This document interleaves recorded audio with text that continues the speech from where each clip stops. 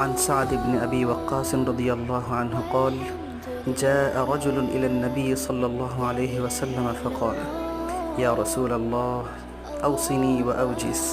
فقال له النبي صلى الله عليه وسلم: عليك بالإياس مما في أيدي الناس، وإياك والطمع فإنه الفقر الحاضر، وصل صلاتك وأنت مودع، وإياك وما تعتذر منه। সাদ ইবনে আবি ওয়াক্কাস রাদিয়াল্লাহু আনহু বলেন, এক ব্যক্তি নবী সাল্লাল্লাহু আলাইহি ওয়াসাল্লামের দরবারে এসে বললেন, আল্লাহ রসুল, আমাকে নসিহত করুন এবং সংক্ষেপে বলুন। তখন নবী সাল্লাল্লাহু আলাইহি ওয়াসাল্লাম তাকে বললেন, মানুষের হাতে যা আছে তা থেকে নিরাশ হয়ে যাও।